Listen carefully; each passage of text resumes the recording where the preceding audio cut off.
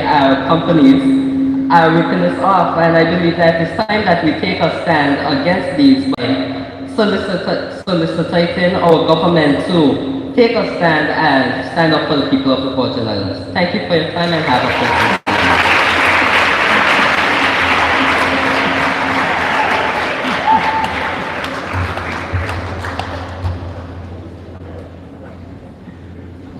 From Cedar International School, Luca Wright.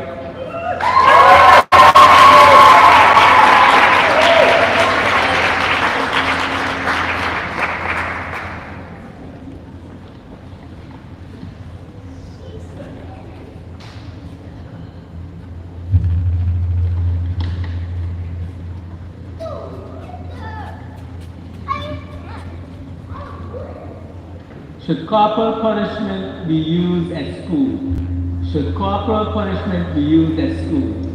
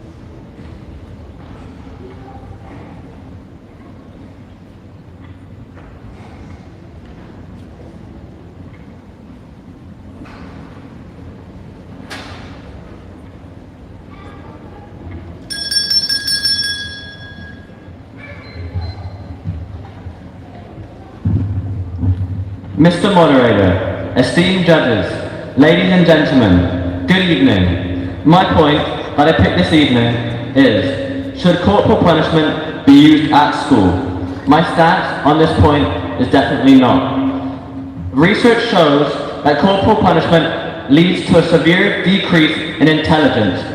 This is a severe problem because in our society, we need our next generation to be smart in order to lead our society in the future.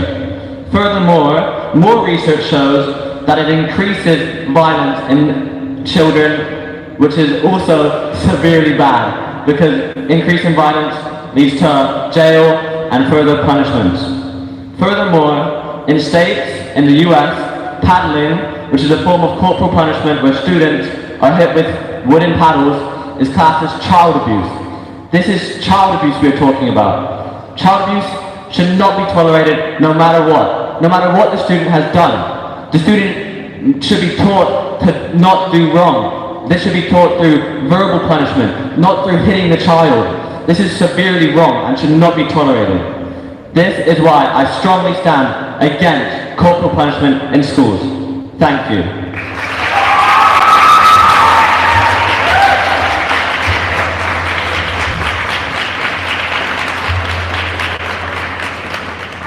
Emeka Duncan from Cedar School International School.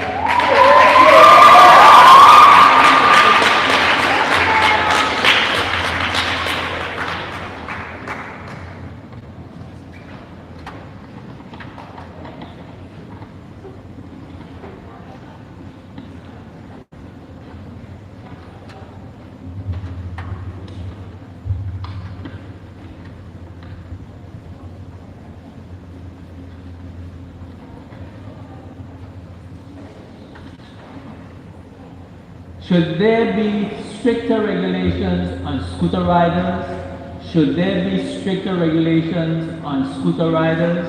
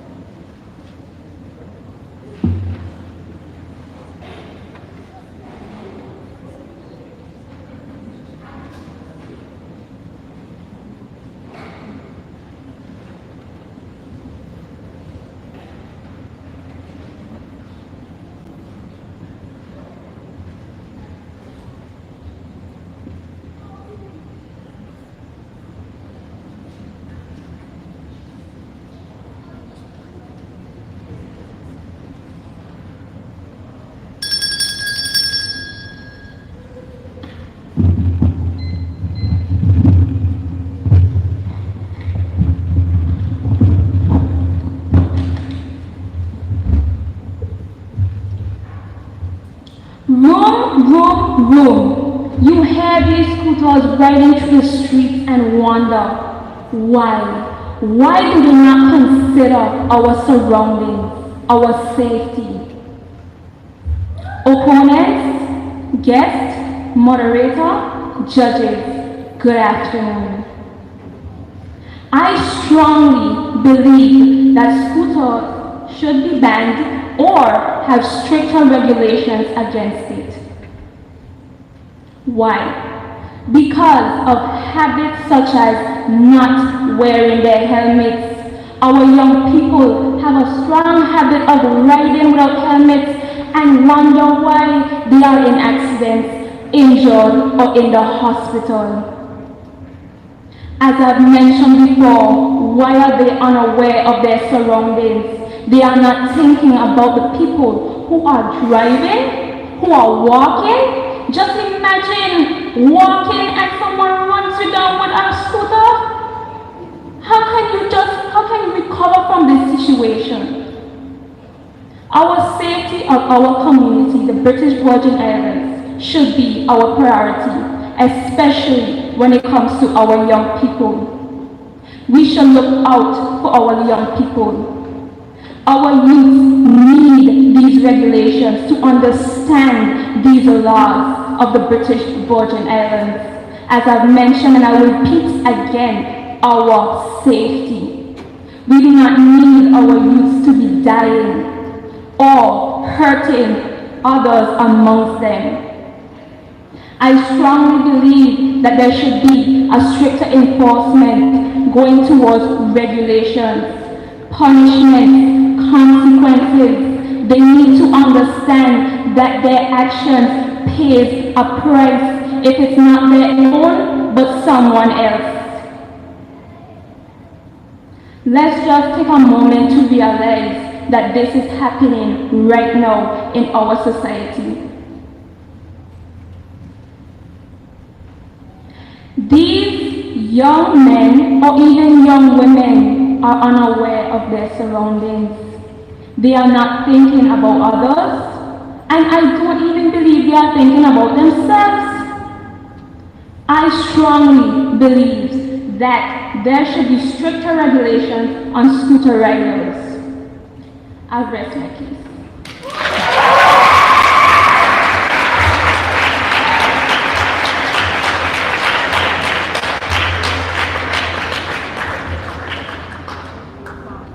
Please give a warm welcome to Alexia Penn from Elmore Stoutt High School.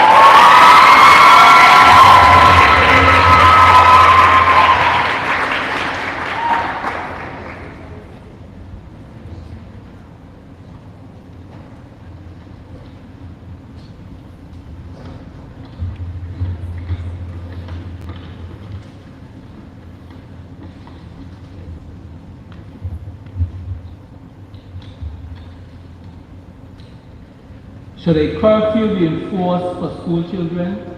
Should a curfew be enforced for school children?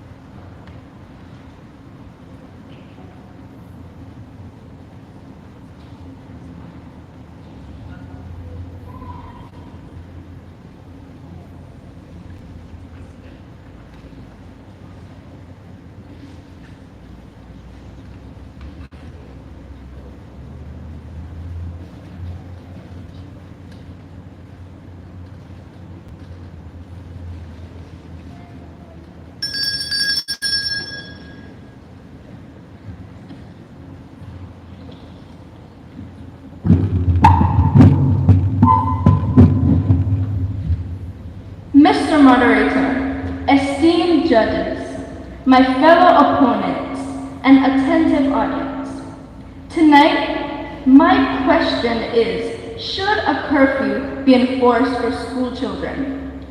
In my opinion, this topic is a very relevant one, and I believe that it should be talked about much more often. So with this in mind, tonight I will give you reasons as to why I agree that students should have an enforced curfew. Firstly, Mr. Moderator, curfews allow student safety.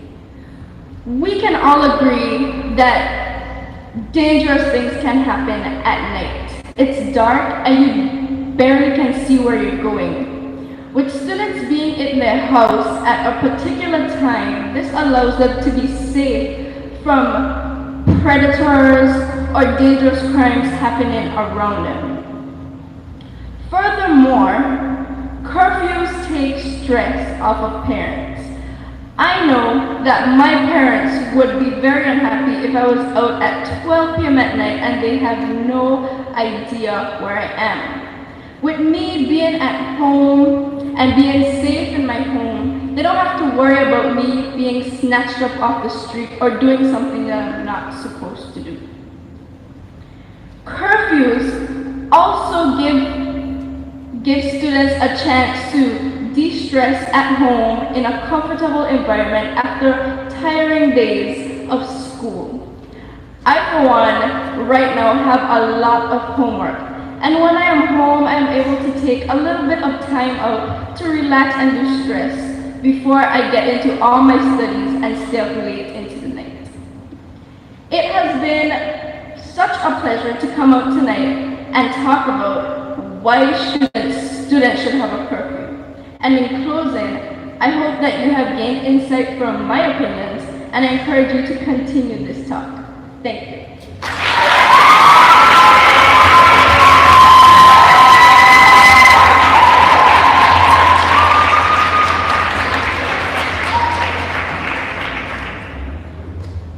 Give a warm welcome for Talisa Jones from Elmore South High School.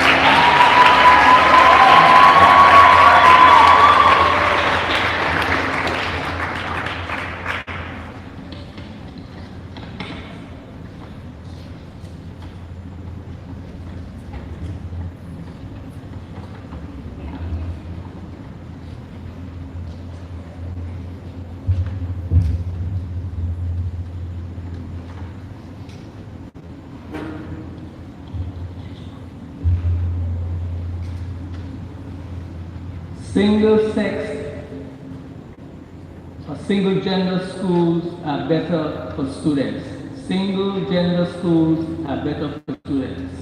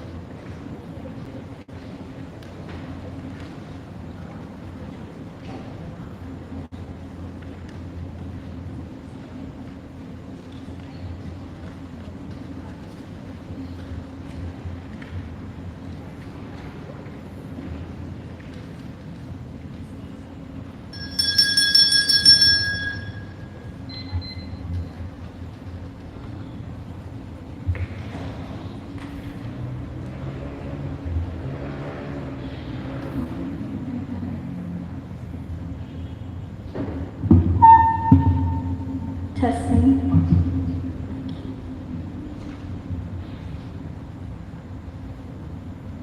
Good evening, audience, judges, and moderator. I recognize the protocol that has already been established. As the twig is bent, so shall the tree grow. In other words, setting the foundation for great things always result in success. Now this topic is a topic that deals with school. And where are we? At a school event. The mood says that single-sex schools are better for students. I will give 3 points on why I strongly agree with this topic, and then I will elaborate a little bit on each of them. So the first point that I came up with on why I agree with this topic is because single-sex schools allows for a safer environment. If girls are with girls and boys are with boys, you are allowed an environment where you are comfortable and you can learn. Males tend to be heavily influenced by their peers. Without the distraction of girls around them, they will be more focused on their schoolwork. Secondly, single-sex schools allow for teachers to not have a hard time in settling down a class. Now, I personally attend the Elmore Stoutt High School, and I can speak from personal experience when I say that teachers, majority of the time when teachers are having a hard time getting the class to be settled, it's because the guys are going over by the girls and trying to make small talk. But I can assure you that with single-sex schools, this is no longer a problem. Thirdly, it takes the stress off of the students. Now,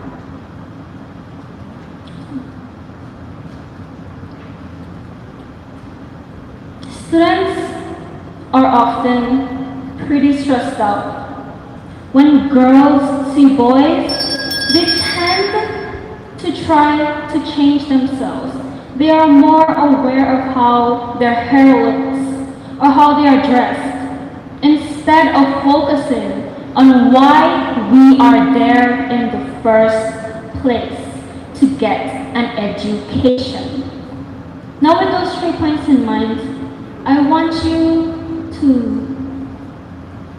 be aware of all the problems that are happening in our society. I thank you for listening to my topic and what I feel about it, and have a pleasant evening. Thank you.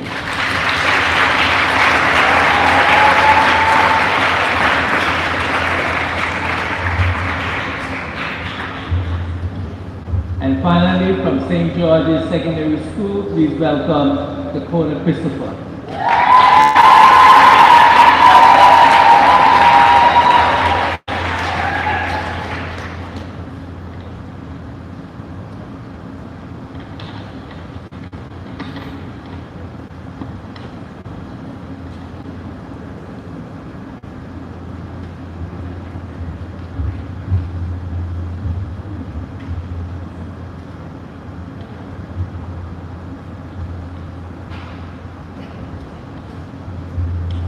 All students should be required to be fluent in a foreign language in high school.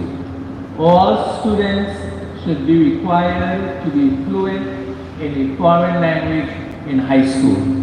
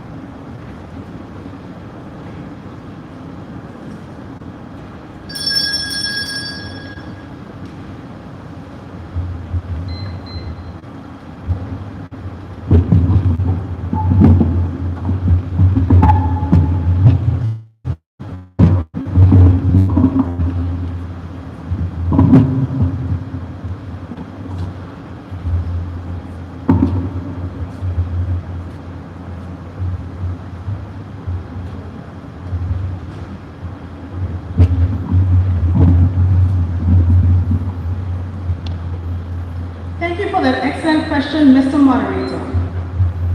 I was asked the question, should high school students be required to speak a fluent language in high school? My belief would be yes. I have concluded two main points that I will further elaborate on. My first one being that it will give them great exposure and it will allow them to expand on our outside knowledge. I would say my choice or my recommendation for a foreign language to be learned would be Chinese Mandarin. It is the most speaked language in the world. Once our high school students will be able to speak Chinese Mandarin, they will be able to travel all through the world and even to Asia. Asia is known to be the capital of all financial services in the BPI. All students will be able to visit Asia and represent the BPI in a great manner that will also promote our beautiful islands. It allows us to expand on our knowledge. It is also excellent, it will always be excellent for us to learn a great language because you will never know when to encounter a person that will not speak any language besides English. Chinese Mandarin will be the most, it will be the language that will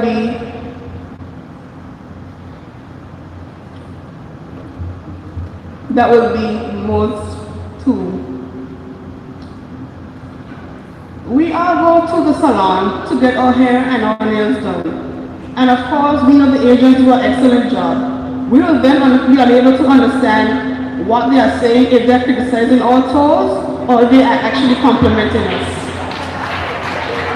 In conclusion, we should learn Chinese Mandarin because it will give us great exposure and for us to expand on our knowledge that will carry us a further way in life. Thank you.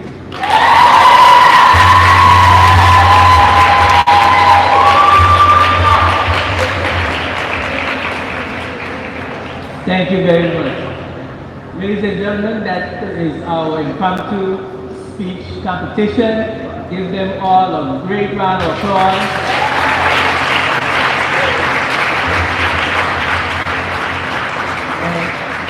And I remember the first time this competition was introduced in the debates and the struggle that the students had in trying to put their thoughts together, but as we can see this evening, they have been much improved, they have taken their time, they've written down their points, and have delivered.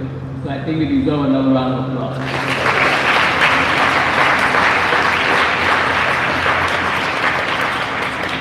At this time, we want to welcome back our adjudicators. And I know they had a terrible job. I could see them perspiring.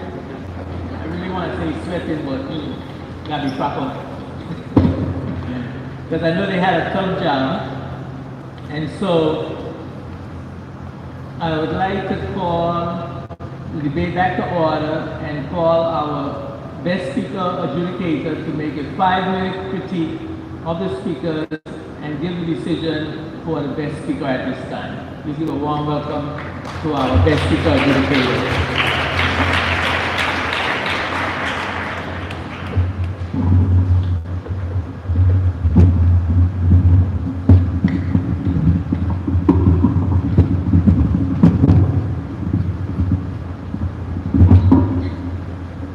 Good evening, everyone.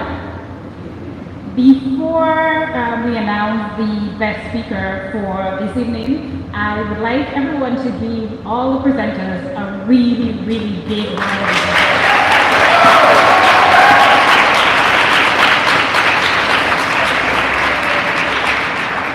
We were very, very, very impressed overall with all of the presenters. It made our job a little difficult tonight. We felt the presenters were all prepared for this evening. The information was well researched. They had a good command of the material, and we felt like they were speaking with the audience. Majority of the presenters spent a lot of time focusing on you to make you feel like you were part of this as opposed to just reading, which we felt was very, very good. The rebuttals were also very, very impressive. With 5 minutes to prepare, what came out was super. Won't say it's negative, just things to remember when presented, body language. Remember you're presenting to an audience and we're not all speaking with our friends.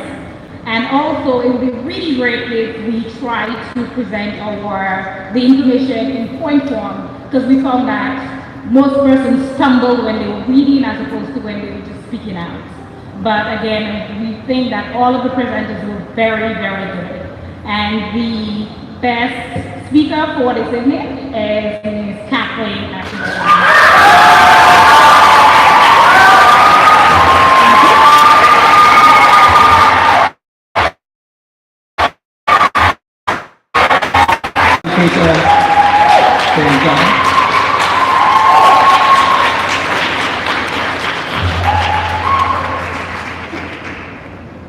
Let's give a warm welcome for Chief Adjudicator Sasha Flax. I don't think that the impromptu Chief Adjudicator is here.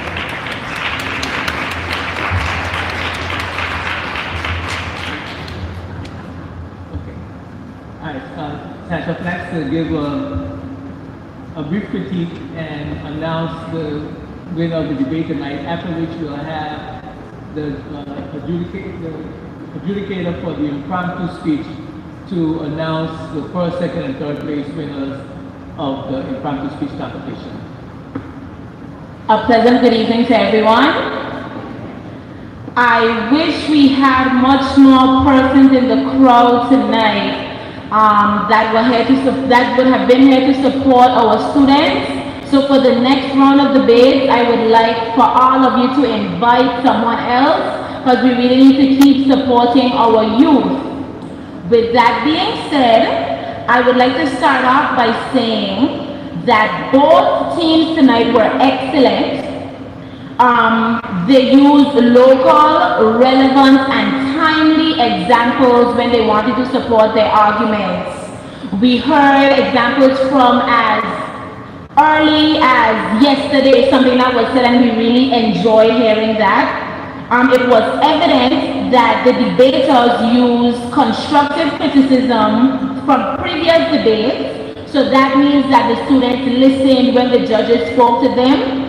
Eye contact was good on both ends, but some presenters could have been a bit more engaging and used more hand gestures. While we know that one speaker did go a bit over her time, we want to remind the presenters that they should always try to give themselves a little bit more room for errors and, a bit more relaxed. We loved the literary quotes, and we found, and we know that the audience would agree, that the openings were all very powerful and engaging. We had very good quotes there. No speakers had flat or weak openings and conclusions. And one more point though, we found that some points would have also been better expressed by the first speaker, like so the ones that the second speakers presented, they would have been better for the first speaker, since that speaker had more time. Overall, we were impressed by your delivery and the structure of your arguments. And tonight, we would like to congratulate Elmore Stoutt High School that got 702 points. And we would also like to congratulate Cedar School at 37 points.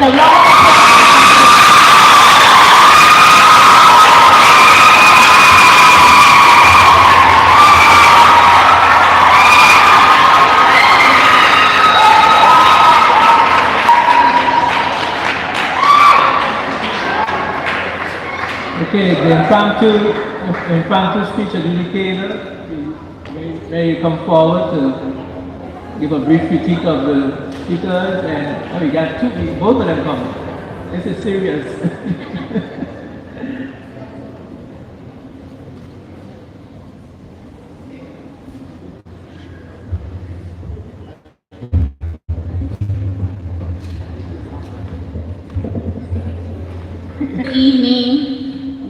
like to give our feedback a little differently. So I'm going to give you general overall feedback, and my colleague will give some more specific tips, not just with impromptu speakers, but for debaters generally, based on our observations, and then we will announce the winner. Overall, we thought it was a great presentation. They were, by and large, well organized. I noticed that the speakers kept their points simple and manageable. There was a clear delivery of all the positions, but we thought that we could see more body language. And I know standing here, it's not that easy to do. Awesome. Thank you. Protocol established.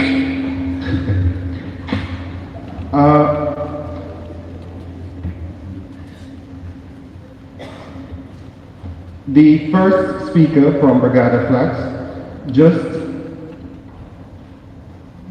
again to reiterate, I mentioned it last debate, pleasant good afternoon. You should say pleasant or good afternoon. So pleasant afternoon or good afternoon. And also the use of dialect, we encourage it, but please ensure there is a clear distinction between the use of dialect and standard English. We weren't sure if you point.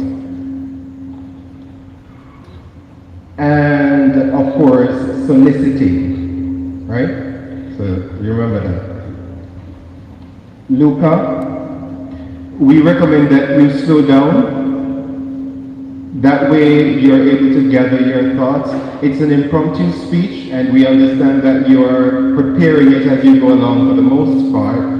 So if you slow down, it will help you in terms of putting your thoughts together, and it will help your delivery. That you work on structure and a strong opening, a body, and a strong conclusion. Kinesia, the word is guests. It's a struggle for me to pronounce the S on guest, but guests is the word. Good organization, you had really good organization. And remember your TH, thinking, not thinking. And I believe strongly, not believes strongly, in the context it was used.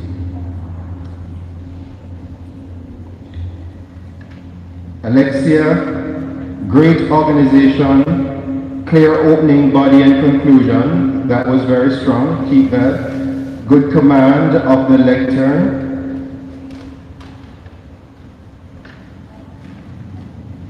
Oh, that's tips.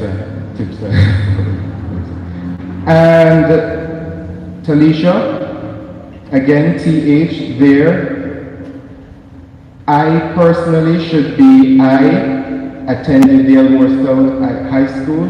I personally is redundant, so be careful when you use those two together. D guys, D girls should be the. Dear should be there, so, and you had a really good tempo. It was pleasant and easy to listen to. That was strong, and we recommend you keep that. Dakota.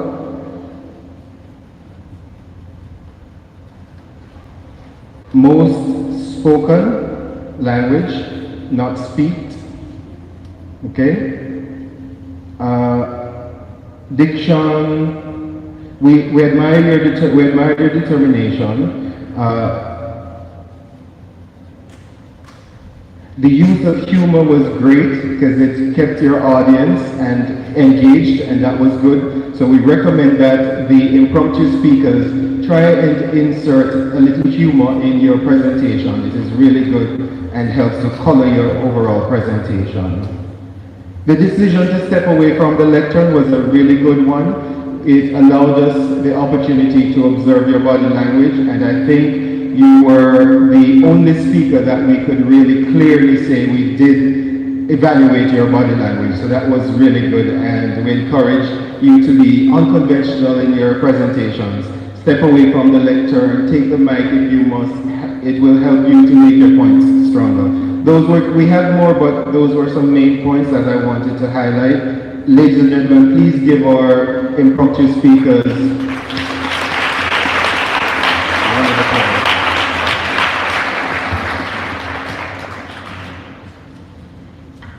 The winner of tonight's impromptu speech is Miss Alexia Penn.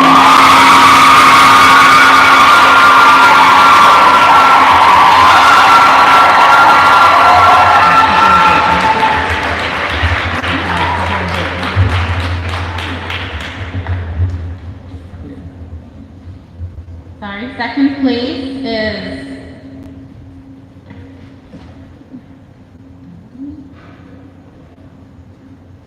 Kanika Duncan from Cedar International.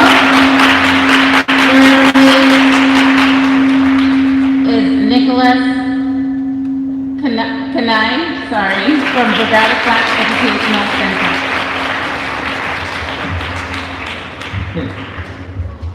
Thank you very much, adjudicators. I want to say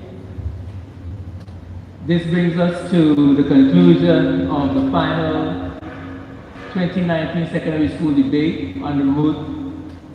The prevalence of a criminal culture among young people is a serious indictment of parenting in the Virgin Islands. Congratulations to all the debaters, all the speakers, all the winners, the best speaker winner, the team winner, and impromptu speaker winners. Give them all a round of applause, please.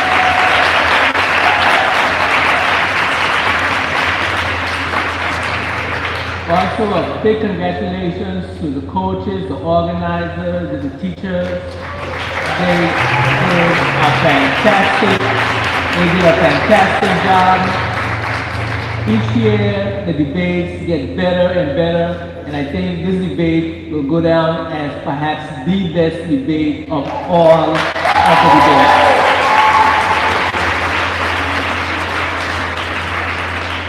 So until next time, I've been your moderator, Edwinka, wishing you all peace and blessings.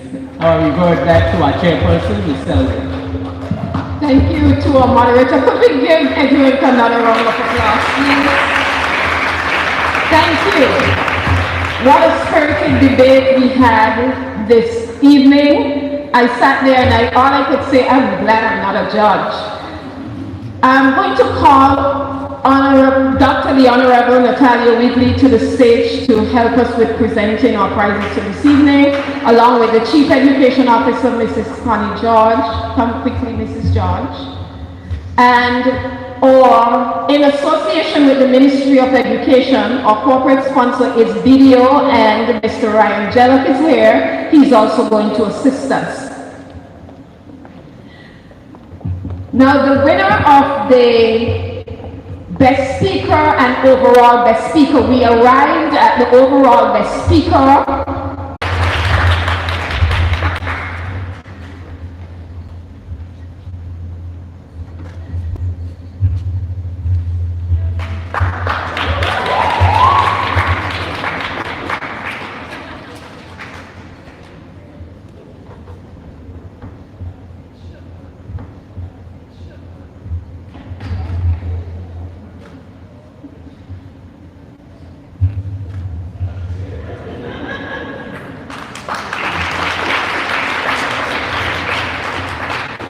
Winner of preliminary debate 3, the Elmore Stoutt High School.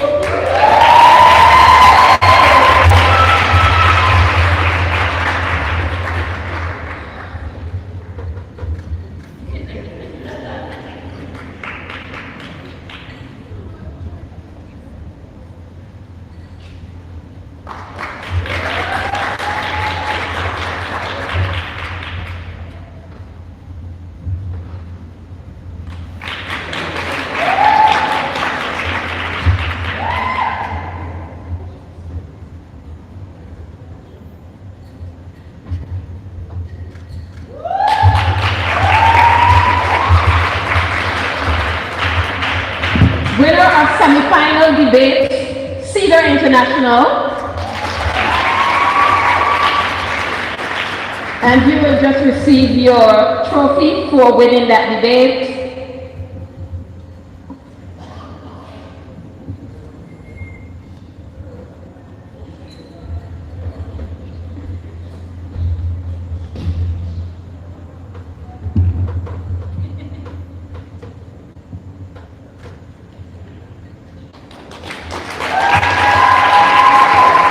Winner of semi-final debate number 2, Elmore Stoutt High School.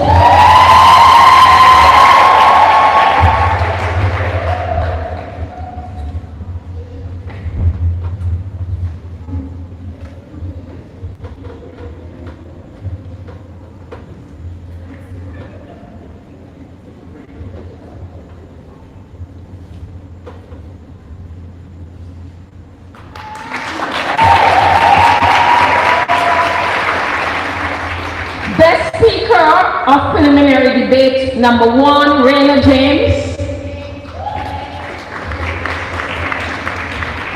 Raina is from the St. George's Secondary School. She's not here.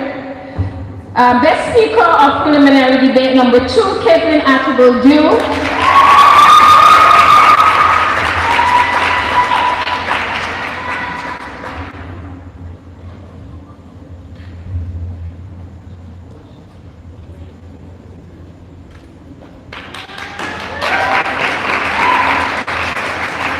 Best speaker, preliminary debate number 3, Jefferina Morrison.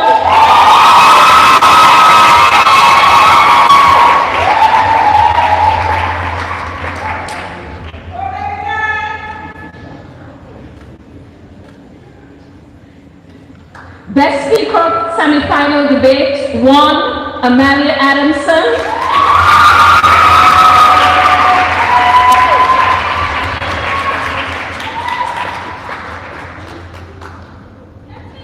Best speaker for semi-final debate number 2, Brent Andrew.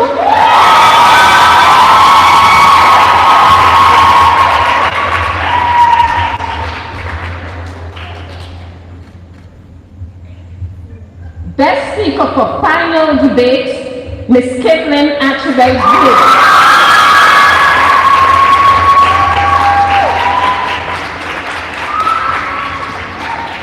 And while Ms. Drew is standing, she, of all the best speakers, maintained the highest score, and she's the overall best speaker for the debate competition.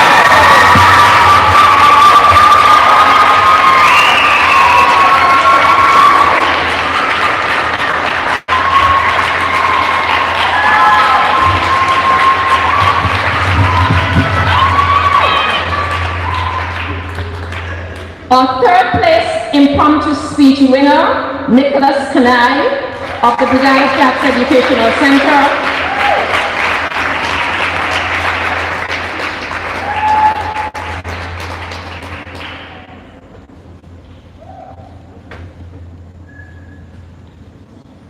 Our second place, please stand by, Miss Kanika Duncan of Cedar International School.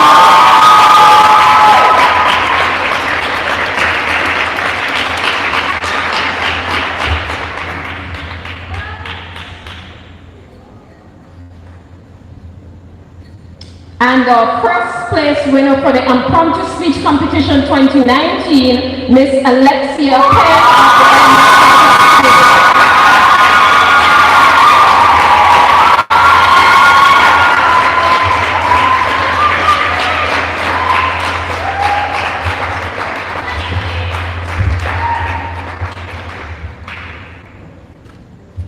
We are going to call the other students who took part this evening to get your medal.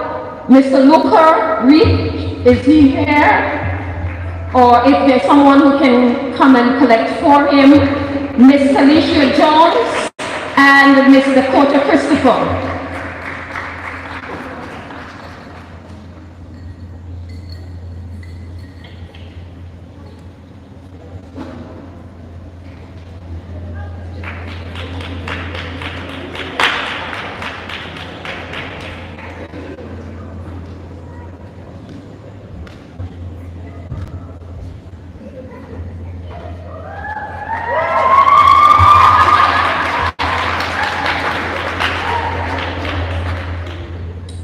Our second place winners for the debate this evening, Cedar International School. Help me welcome them as they receive their second place trophy.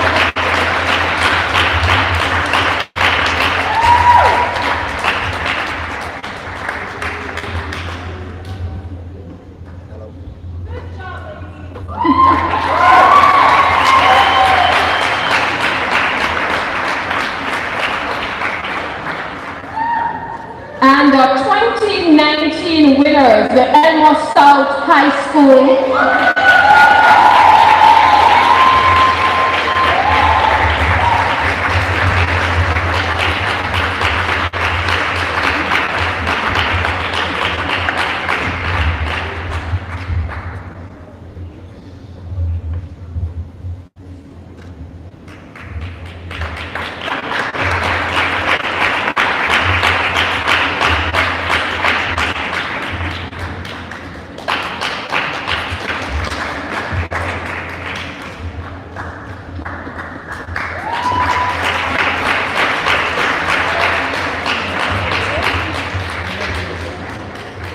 The two winning teams, could you come so that you can get a photo with the minister, please? Thank you. Again, ladies and gentlemen, on behalf of the Ministry of Education, I want to just thank you for sharing this evening with us. Thank you for staying the course of the debate 2019. We are at the end. We look forward for another keenly contested competition next school year. Have a very pleasant evening. Have a good night, and thank you to everyone.